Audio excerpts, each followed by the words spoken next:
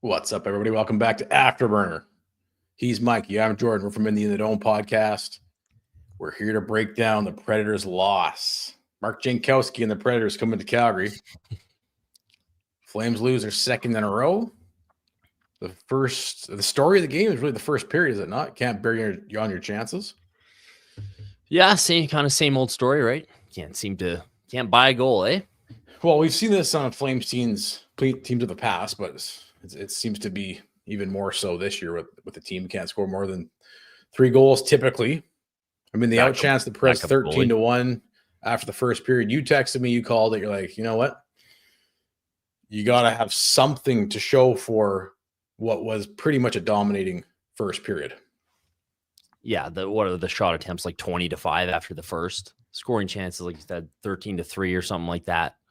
Completely dominant, against a tired Nashville team. You got the start you wanted, just couldn't put the puck in the net, and you really kind of needed to do that. And this is something we see happen with the Flames. This is an old Flames trope. It's like backup goalie, where you're going to get goalie no one's ever really heard of before. Backup goalie, incredible performance. So you kind of got that vibe. As soon as I saw this guy starting, I was like, we might be in trouble tonight, eh? Yeah, you did call it.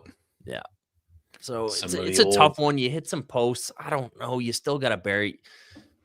They showed the stat where, like, Nashville, what is it? They've scored like 2 or less goals in like 22 of 30 whatever games. It was just a ridiculous amount. And of course, the team who's the lowest scoring team in the league, you lose to them like 4-1. So it was a tough one.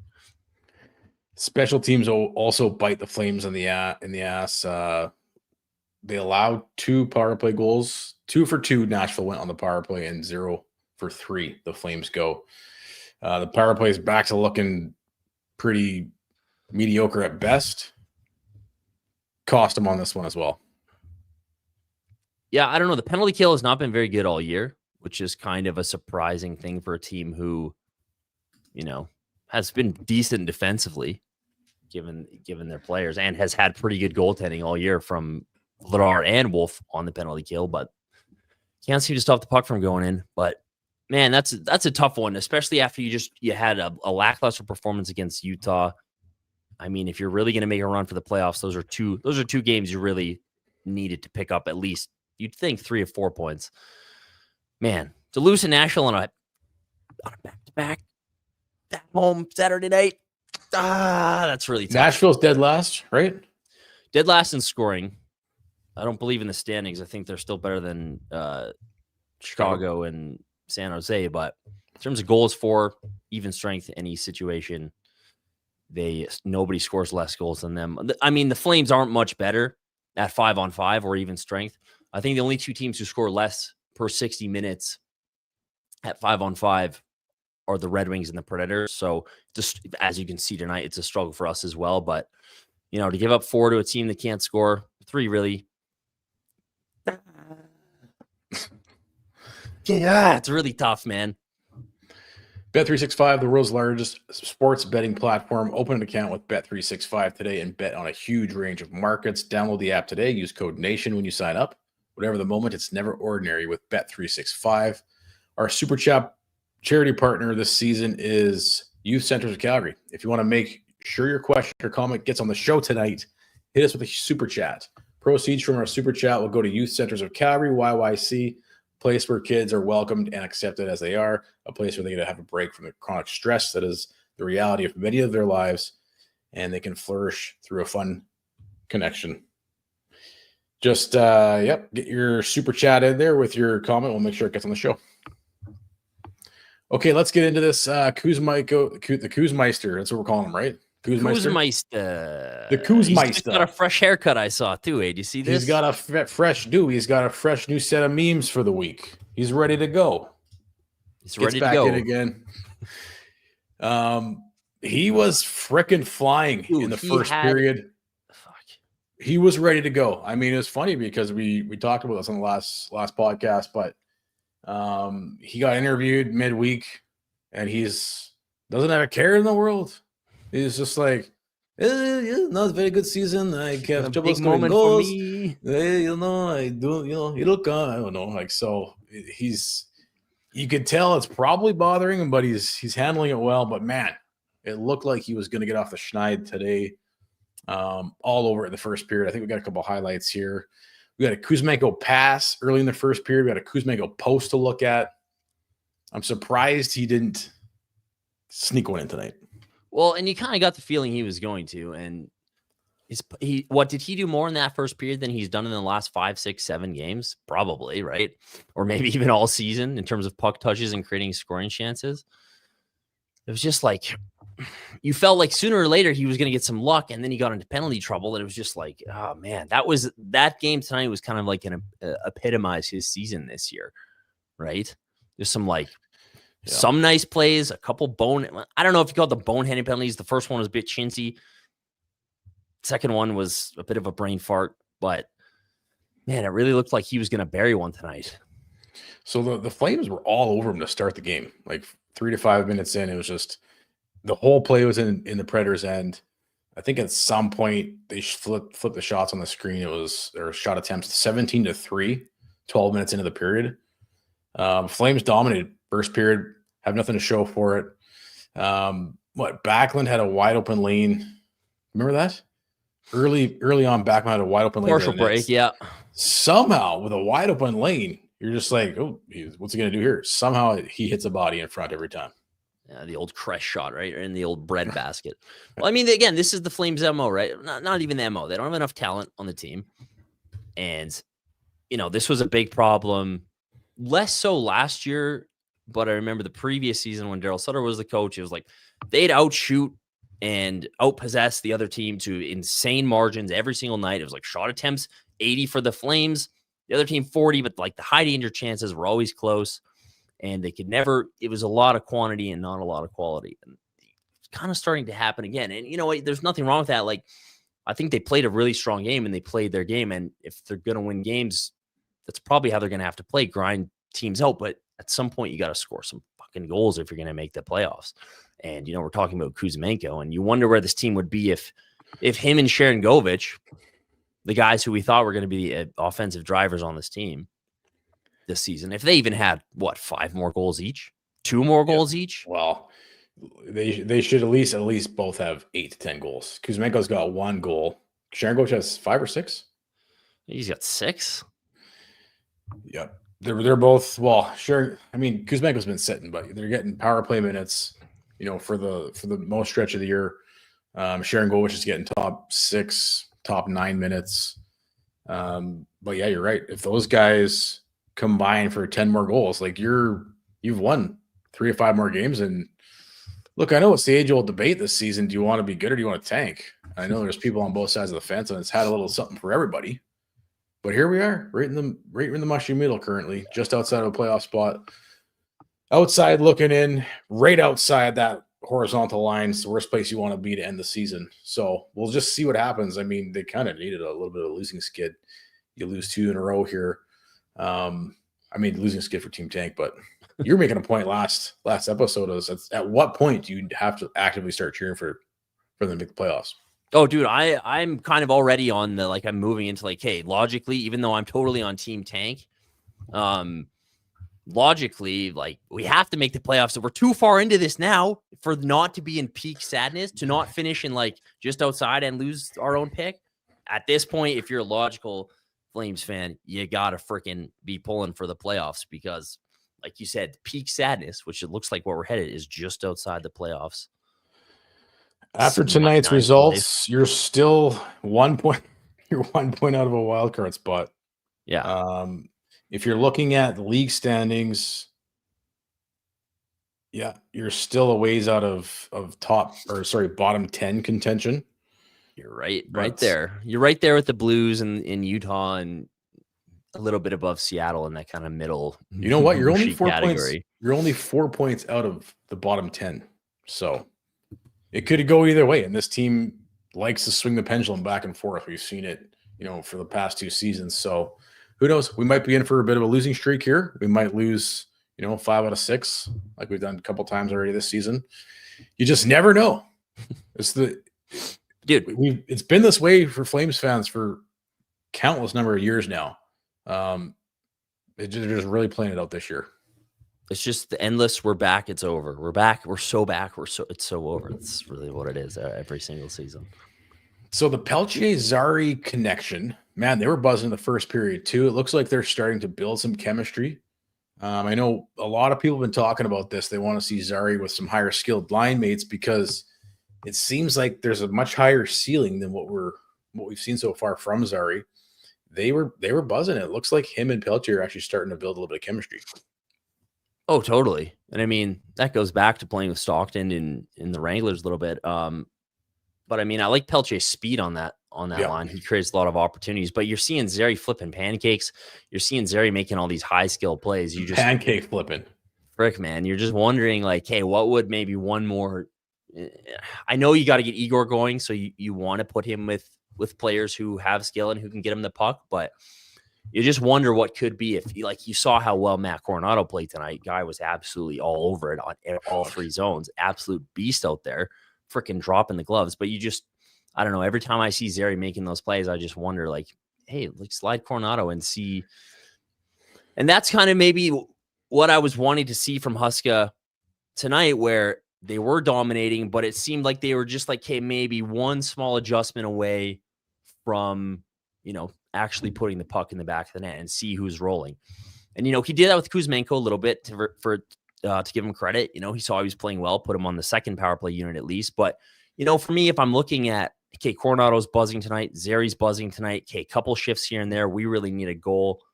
Let's see a different look on this line to see if we can make something happen. So I thought they could have made a few adjustments to maybe,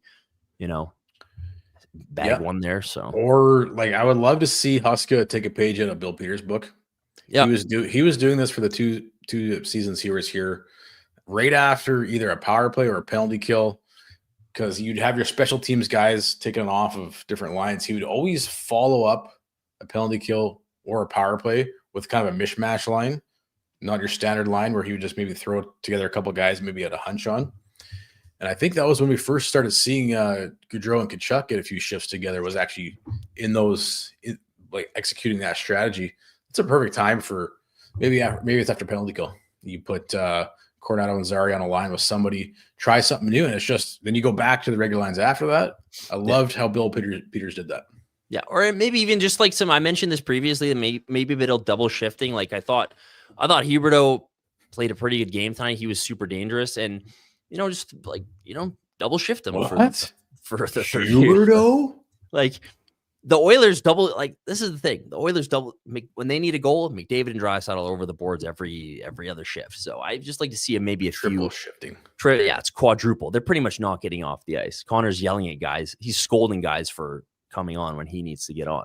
So I just like to see maybe some more in-game adjustments when you're having such a hard time scoring goals despite dominating the play most nights. Well, and it's still kind of puzzling why we haven't even seen Coronado tried with Zary yet, because a lot of people want to peg Coronado as he just scores goals, but that is just obviously not the case. The guy can dish. He can set up plays. He's set up that beautiful goal. Was it to Paul last game? Yeah, great play. He sets up the backline. I don't know if he got credited as assist on that, but he makes a great play on the backline goal to force that turnover. Yeah, but remember who we played last game? Yeah, I think it was Paul. It was the Paul goal, right? That was insane. Like yeah, how fast he executed that. He obviously saw the play in his head play out before he even got the puck, and then he executed it. The guy can make plays too. I'd love to see him and Zary together. Yeah, and he's an all over the ice type player. All three zones, he's a freaking buzzsaw. Big time.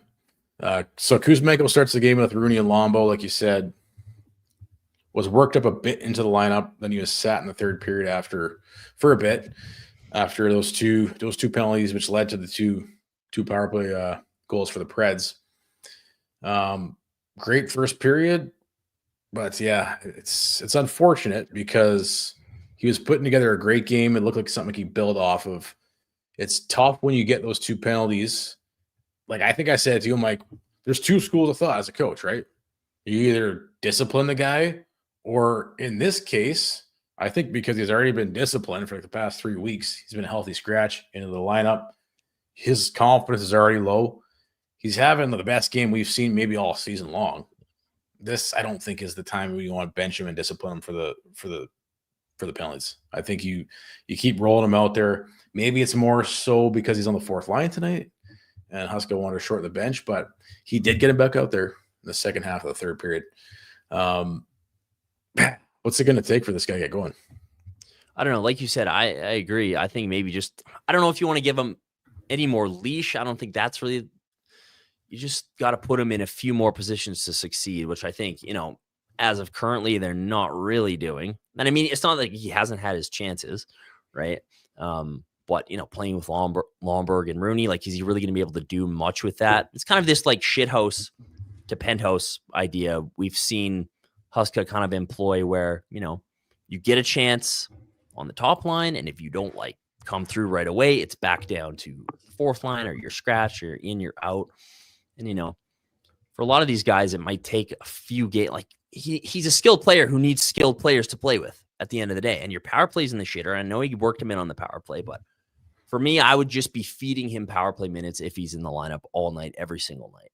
That's what he does. I honestly don't mind him on the fourth line right now, especially you just have straight line players in Rooney and Lombo, and they're just energy guys. And anybody who plays with Lombo, you're gonna play with the energetic game. I kind of felt like maybe Kuzi almost fed off the energy of the fourth line tonight, but that's kind of one of your typical standard things. If you want to get out of a slump, simplify the game. But I think the problem is that if you're only getting 6 to 8 minutes a night, you're not gonna. It's tough. It's tough to work yourself out of a slump. Well, and you kind of saw him. You kind of saw him fall prey to that kind of like, I got to make the most of it. And his penalty. I think the first penalty was pretty chintzy, but it was more of a case of like thinking too much and kind of trying too hard, especially the second one, like where he doesn't just drop his stick, but he goes balls to the wall to get that puck.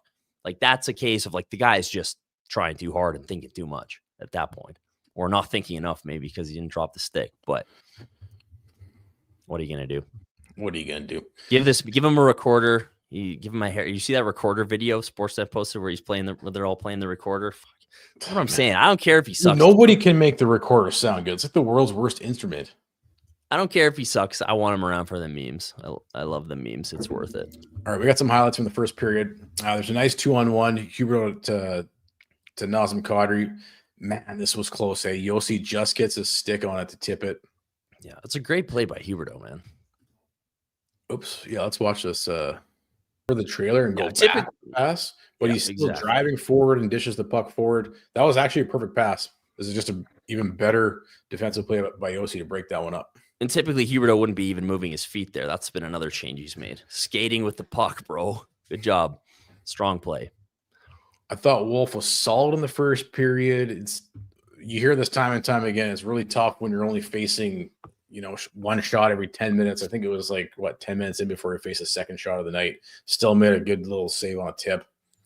I just find Wolf is one of those guys where when he's dialed in, he's fun to watch. He's not your typical, goaltender you're used to seeing. He's just so quick, side to side. He brings a different element of the game to watch than usually, you're used to. Kind of reminds me of back in the day when Johnny, you'd come to the rink to watch Johnny Gaudreau play hockey. He's just you could just focus in on the guy and enjoy watching him play.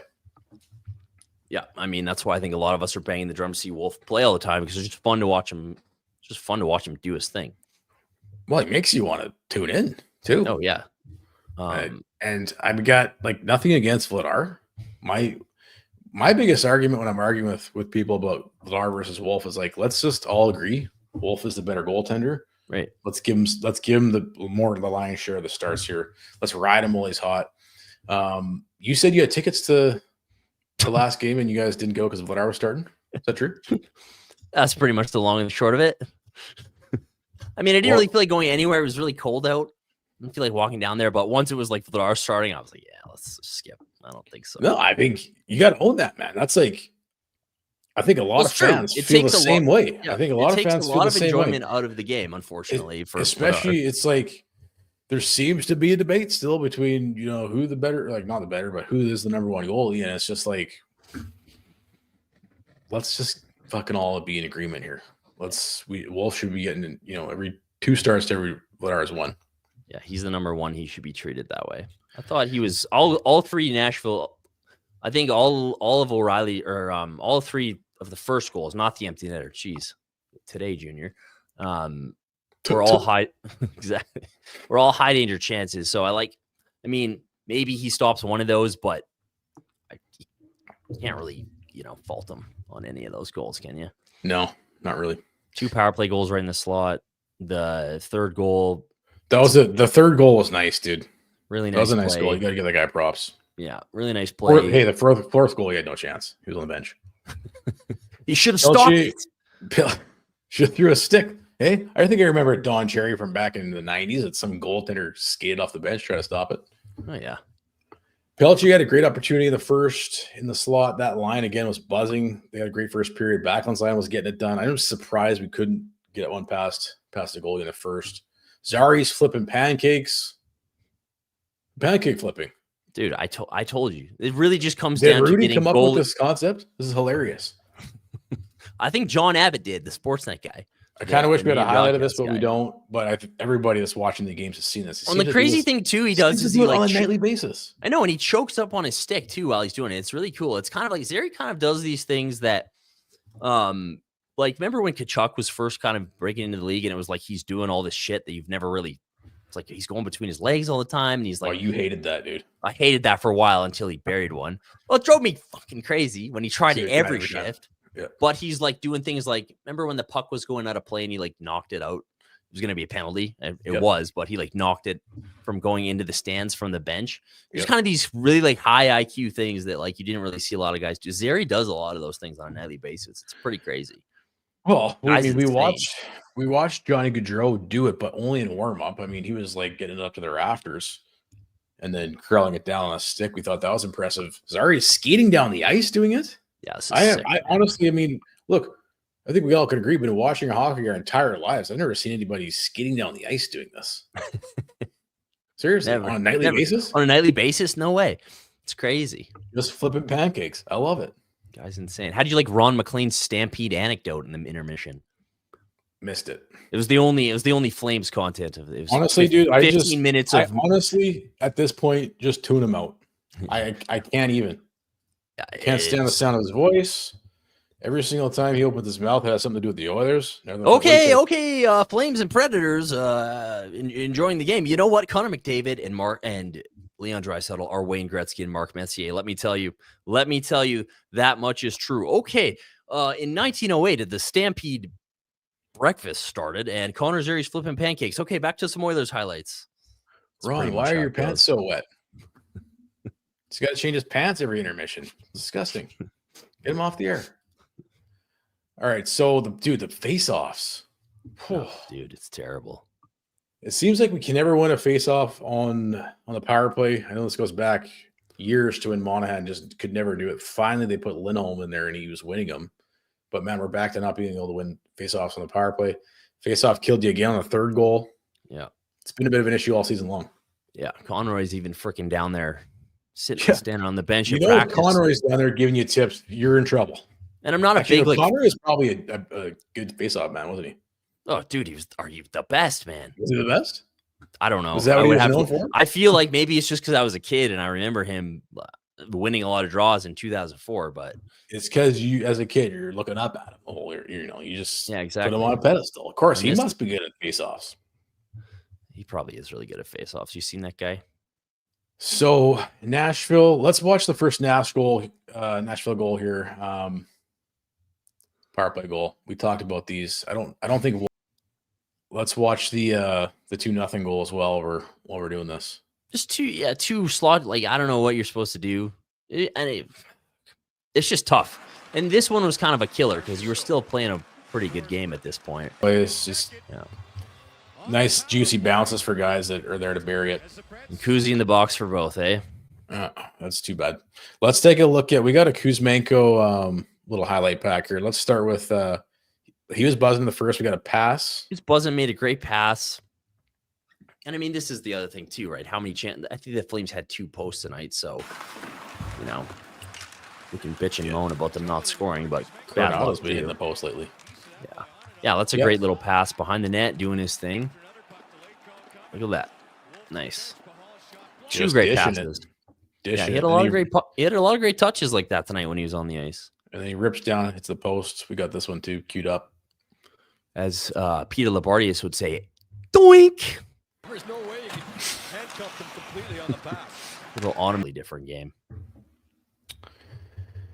All right, Richmond's Pub. Every home game, enter to win the monthly grand prize of a VIP experience. You and a guest can win flights, hotel tickets, and spending cash to see the boys hit the ice on the road. If you were to, what's your number one road destination you want to go see the boys play? Well, you know what? Like, I always liked the Arizona Vegas thing because that's nice because it's not really, you can go down there. It's not busy. There's not a lot of people at the games. Now you got to go to Utah, which I don't mind. Have you been to Salt Lake City? Yeah, it's gross. It's kind of it's an interesting place. That's all weird. I'll say. So I used to like the Arizona Vegas hit that spot, but California, you can't beat that, can you? Well, for Madison Square Garden, or I don't know. Great food, daily specials. I'm more of a weather guy. Great food, daily specials, TVs everywhere. Richmond's is ready for game day and serving up delicious barn burner blonde from Original Brewing all day at a special low price. Flames special. If it's a Calgary game day, Coors Light, Coors Original, and Coors Seltzer are on. Richmond's Pub, sports live here, 3919 Richmond Road in the heart of Glenmorgan. And the Afterburner will be doing a live post-game show on the 7th coming up this week from Richmond's Pub. Who we play on 7th? Great question. Pull up the sked. Dude, the schedule's insane this month. Have you looked at it? January? Nope. January's insane. Like hard competition. There's like 6 billion games. It's out of control. All right, let's go to the second period while you're looking that up. Zari Pelche, again, some chemistry. Kuzmenko gets into penalty trouble. I think we have the second. I think we have the second one. All right, let's take a look at the second power play. Okay, Oh. yeah, serve penalty. He's just called one for of playing those, with a broken stick. Look at Poor that poor guy. He knows. And that's when, we were kind of texting about it. If you're Huska, you should probably just throw him right back out there, double shift him for the rest of the period. You got to let this guy know you got his back. It looks like he's close to maybe getting himself off the schneid. And look, if you want to take playoffs is a serious thing, you need this guy to help. You need this guy to score goals. Yeah, if you're going to make the playoffs. Exactly. Well, this is something we were talking about when they didn't start Wolf in Utah, where, I feel like if you're Huska and like you are serious about making the playoffs, like now's the time to crank it up with the Dustin Wolf starts and kind of like ease off this Mickey Mouse goalie rotation they're doing where it's like, you get a turn, you get a turn, you get a turn. It's like, okay, if we really want to bank some points here, we got to start amping it up a little bit. And if you really actually want to make the playoffs and you're serious about making a run here down the stretch, like you said, you need Kuzi to be locked in. There's been, I don't know if there's so much debate. You got to get him going. I don't know if there's a lot of debate about Huska or not. The last two of these we've done, people have asked us if we would keep Huska next season. I think he's got the boys playing some seriously good grinding hockey right now. Take a look at that first period, man. If they could capitalize and if their special teams was better, but like you said, some of his lineup decisions though, if you do a couple tweaks here and there and they work, I mean, it could make the difference between being out of the playoff spot right now and being back in. So we'll just see. Like you said, you gotta give Wolf more starts, and I would like to see if you get Zari paired up with Coronado or something, or get that PP going somehow. Yeah, a few small adjustments.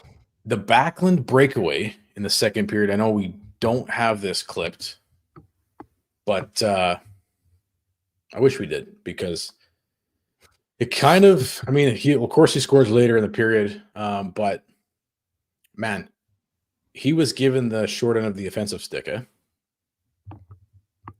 Backlund, yeah. If Backlund, anytime you look at any like underlying numbers chart or like anything from like JFresh Hockey or just any sort of overall impact chart, everything of Backlund's is like he's in the 90th percentile of everything except the big red, like 1% finishing. If this guy could finish, he'd be a Hall of Famer at this rate, eh? Well, his breakaway is classic Backlund because he has the opportunity to peel away from the back checker, and he pushes the puck up to himself, but he like pushes it towards the corner. So then already you're losing 4 or 5 steps. You got to cut back into the middle of the ice. By the time he gets there, and they got a guy draped on you, right into the old crest. His favorite position is shoot it. Yeah, and he scored a goal tonight, but he had like 10 shot attempts and like 1 high danger scoring chance, which I think was the goal. I'd have to look, but yeah. Again, later in the second, Huberdeau can't bury on his he gets all alone. Partial breakaway for sure. Yeah. I think that's probably the bury TSN it. turning point. Is it the TSN turning point? yeah, I think so. Because that makes it a tie game. And then instead you go down 2-0. Now you're back in the hole even more. But if Hubie can bury that, man, he has been playing well too. Does that mean the December hot streak's over? Because if that was last month, that's going in. I think he's pointless through 2 games in January, so He's back, baby. Let's hope it's not a 1-point January. I mean, maybe the Coronado post was the turning point too, because like they had a great shift, an excellent shift. It's a fantastic shift, that line, and you know, if you bury that, well, that was right after the Backlund goal, right? Yeah. Let's take a look at this Backlund goal. We got that queued up too. This Yeah. makes it a 2-1 game. Gives some life back into the boys. It was a great play by Coronado. That should be counted as an assist. Like And then without that play, Backlund does not even No get the goal. puck. So, And then did Nashville, and then they hit the post right on the next shift they took, right? And then Nashville scored. Is that what happened? Well, then he fought. I think he hit the post first, and then he he didn't beat the shit out of Marshall. What a game from Coronado. See, he was so close to the Gordie Howe hat trick, a post and maybe a credit assist. Could have had it.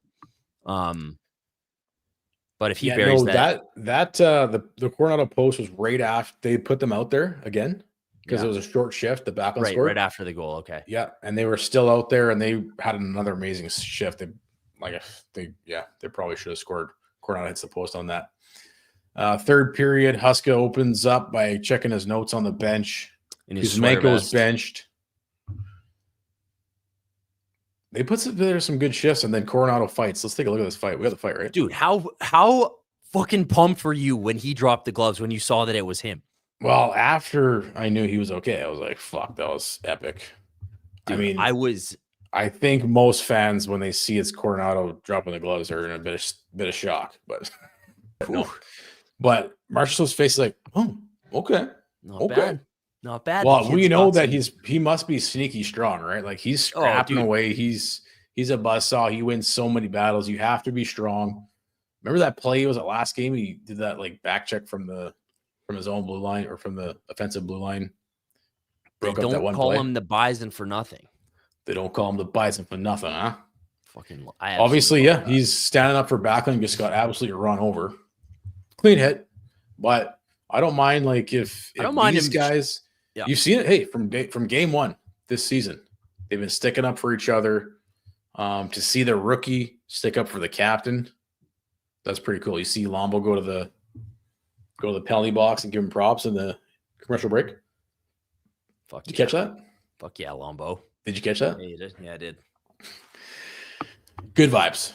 Good vibes. And hey, like that's one thing I love to see because it is interesting comparing this year's team to last year's team. I mean, ultimately, when it's said and done, maybe they're not that far apart in terms of like points percentage at the end of the year. But last year's team probably had more skill. This year's team, they are doing a lot of shit, like sticking up for each other and a little more cohesive, and it's winning them some games. It's fun to watch. Nashville, shortly after that, unfortunately, goes up 3-1, and then the game, you're just like, you're watching it. It's done. It kind of deflated the dome, deflated the boys for a bit. They couldn't really rally back after that because Kuzmenko got some shifts. Obviously, O'Reilly scores the empty net goal. Let's get to Bet365, the world's largest betting boards. To start that again. Bet365, the world's largest sports betting platform. Open an account with Bet365 today and bet on a huge range of markets. Download the app today. Use code NATION when you sign up. Whatever the moment, it's never ordinary at Bet365. We usually do an anytime goal scorer for this.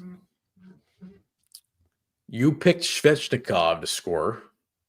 I don't know if you can see at the bottom a $12 wager. I don't know what people bet on this thing. I've seen people bet like $100 bets on these. Some people are like in the loonies and toonies bets. $12 bet will net you $33. You like Svechnikov tomorrow? Why? I don't know. He has to be. I think he's only got like 12 goals on the season. He shoots a lot. He's due for one. Pittsburgh's kind of leaky defensively. I think he's going to bag one tomorrow. I cashed in tonight. I sent you my screenshot. You sure Once did. O'Reilly scored a second of the goal, I'm like, that's it. I went and I looked. I'm like, can I bet that he's going to score a hat trick? Sure enough, you could. The odds are 5-1, and then obviously he scored the empty net goal to get the hat trick. So cashed in on that one tonight. Yeah, slump busters in a scoring slump. Play the Flames. I'm surprised Forsberg didn't score, man. I'm surprised Janko didn't score. What was Janko doing tonight? He was all over the place. He's falling down. Did he fall down? I think he fell down I didn't see how he got injured, but he left the game twice. Yeah, and then he looked like he fell. Then he was in the penalty box. Janko. Whatever the moment, it's Janko never Unchained. ordinary. Whatever the ordinary is never ordinary at Bet 365. He's still a bit of a pussy. Hey, he's the next Joe Newendike. Hey, come on. You guys are going to love this guy. He's the next Joe Newendike. John Ricebrough just text me. He says, we got the next Joe Newendike. Yeah. Hey, I know we traded down like 60 spots just to get this guy, but like he's the next Joe. I saw a 47. Does that go down in history as one of the dumbest draft moves by the Flames? Or I mean, it's the Flames. There's a lot to choose from. There's plenty to choose from. That's got to be up there, though. That was a Feaster classic, eh? Well, because most people don't realize. Well, maybe most people do realize, but that they traded down to get him, and they passed on like guys like Tom Wilson and I think Vasilevsky was in there too, and that was an all-timer. I think Feaster was into one too many hot dogs before that decision. Yeah, that's right. Let's be honest. Yeah. We know he likes his hot dogs. Okay, closing thoughts on the game, and then we'll get to some questions, some comments, whatever you guys want to talk about. Throw it up on in the chat box. Yeah, Yasmin will grab it. But closing thoughts on the game? Yeah, I think it's just another one of some bad luck tonight. But again, one of those games that we've seen a lot this year where they just can't fucking score, right? And it's kind of interesting. I was thinking about this. They've really kind of flipped the script. You remember earlier in this season, they were having trouble in the first period. They're coming out to these slow starts. But then coming back in the third period, it's really shifted in the last month or so. They've actually been quite good in the first period, but falling apart or getting beat at least later in the game. And, I just think we talked about, we were trying to figure out like why are they coming out to these slow starts and getting behind in games. And I think it just really comes down to they can't score. It's really what it is. When you struggle so much to score, it doesn't really matter what period it is. You're going to struggle to win games. So if you can't outscore, if you can only score one on Nashville, you're in tough. And pretty much Vladar, whoever's in net you can't allow more than 2 goals for them. What did I text you when they were talking about the stat that Nashville has the lowest goals for in any team in the league? I text you, I'm like, great, the lowest goals for team is probably going to keep us to 1 goal. Yeah. Sure enough. So it's just, that was that game kind of epitomized a lot of the Flames' struggles this year. Okay, do we have any questions, Yasmin, or comments? Yeah, we've got some discussion. We've got some good Oilers. I don't know. I'm just perusing the chat. We've got some good Oilers still suck. We've got some good Oilers stuff going on. Time for Cooley. Yeah, of course. Like all season, it's been time for the young guys. Hey, I'd like to see a lot of teams do this, and the Flames did this last year, the 3 goalie rotation. Yep. And I mean, you were making this point a long time ago. I was making this point 2 years ago when I wanted to see Wolf already. Like, come on, like every team is doing this. Everybody's mixing 3 goalies in. Why not? Well, you could even call them up for 2 weeks to get them into one game. Just bring him up and let him do a press conference, okay?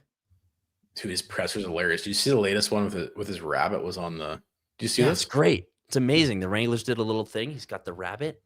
The Wranglers did a poster, and what is his bunny's name? Somebody in the chat remind me. What's Cooley's bunny's name? Mr. Rogers or something?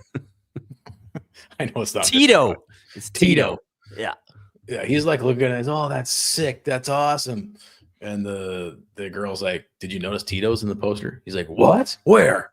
He was like elated. Dude, that's what I'm saying. We need some of those vibes. It's kind of the dog days of the season. Happy. Never seen a man so happy about a rabbit. Exactly. Ever. We need that. Alicia, you guys are my favorite show. Thank you, Alicia. Thanks for watching.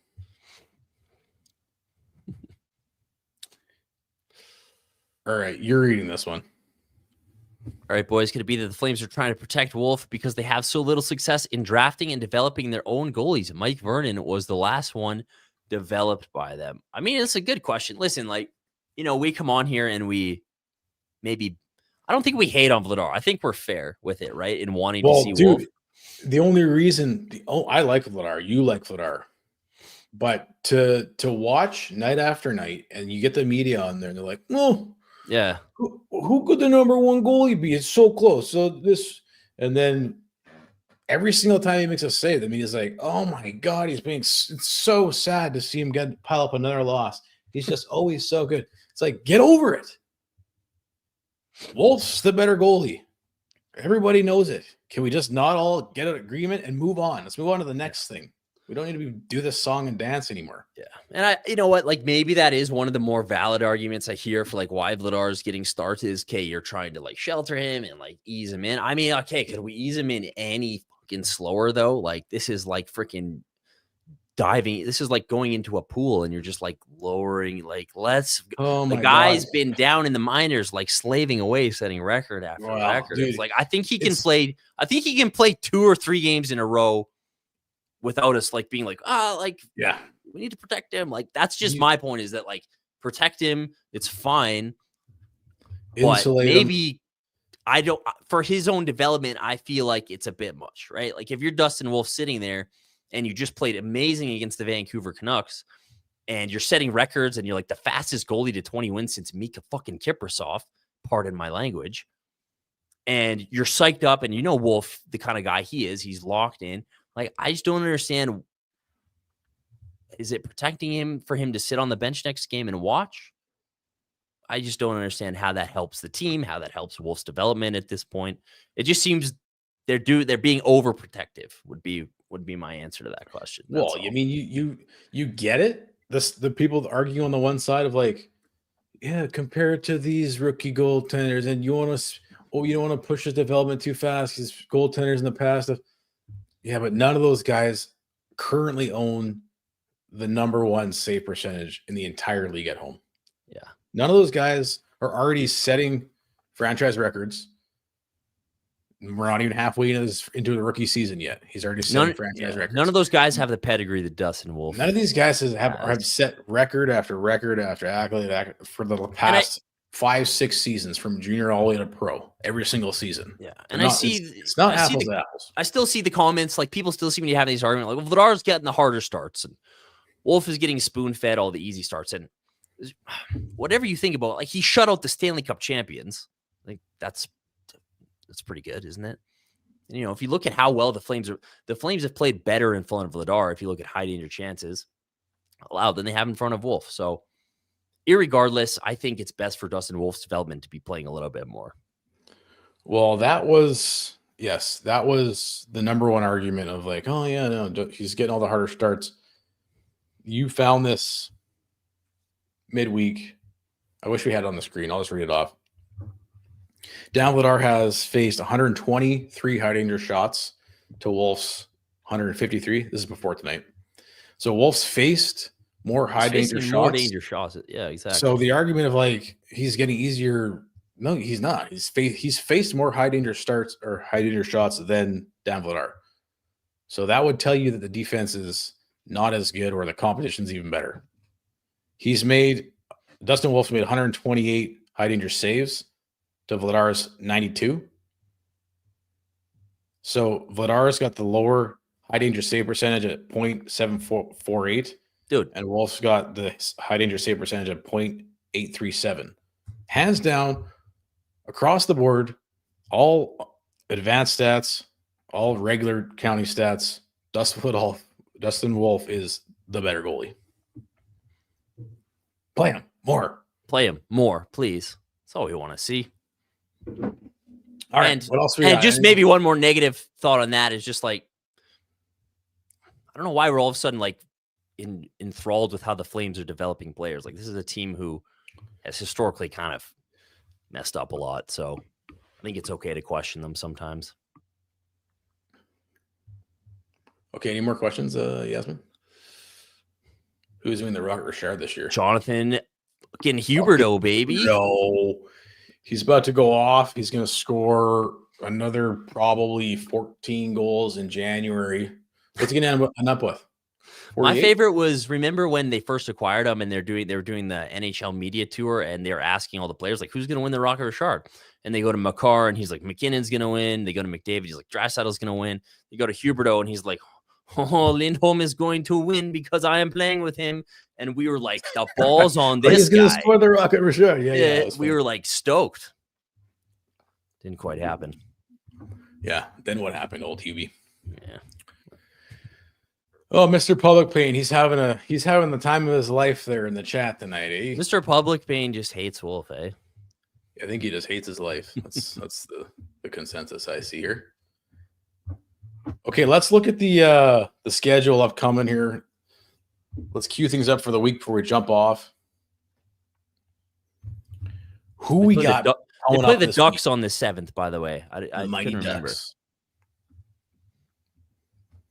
Check out this production. Oh, look at that Zeri graphic. Wow, That's we're sick. going Oh, we even got the old school Anaheim Ducks logo in there. This is Way sick. into the future for this. All right. Ducks, Kings. Back to back with the Kings, home and home. That's going to be tough. Kings are freaking absolutely rolling. This is going to be a tough stretch, man. Like, I mean, you should beat the Ducks, but well, playing the Kings in a home and home, that could be a bit of a meat grinder. Knowing the Flames, they'll lose to Anaheim. Knowing the Flames, they'll lose to Anaheim and Chicago and beat the Kings both times. That sounds about accurate. Sounds about right, eh? Well, what do we want to see this week? Well, I'd like to see Dustin I mean, Wolf. hey, if you're in the chatter, what side of are you on team playoffs or team bottom 10 pick at this point? Because I know you've been making the argument of like, man, we're getting into the realm of it almost makes more sense to cheer for them to make the playoffs, but it's getting to critical mass where I have to abandon, unless there's like a 10, 15 game losing streak, I have to abandon team tank. It's just gonna have to happen. We're gonna have to make the playoffs for any of this to be worth it, to not be in peak pain position. Listen, I'll end my thought with a bit of a philosophical one, which is like, why the team tank versus why the peak sadness thing is such an issue is just you're wondering how Flames management is going to react to them, right? Because I think that's why all of us at the root of it really just want them to be a bottom 10 team. Isn't even necessarily because of that draft pick that is on the line. It's because we're just fearful of how the management group would react if they make the playoffs or if they kind of get close to a playoff spot. That's really all it is a fear of like, okay, they're going to think they're better than they are, and they're going to think they're further ahead in the rebuild, and they're going to start doing all the shit that we've seen them do for the past 20 years. That's really what it comes down to. Okay, man. Wrap this thing up. What do you think's going to happen? What's the record next week? Are we swinging back to a losing streak? You've lost 2 in a row. Can they level things out? Where are we at in the old pendulum? I think they played well enough tonight to give you. I think they're going to carry that over. I think you should at least you should beat Anaheim. You should beat Chicago. It's going to be tough to get anything out of the Kings, but I think tonight was an encouraging game, even if the result wasn't there. All right, man. Good night, everybody. Thanks for jumping on. We'll catch you all on the next one.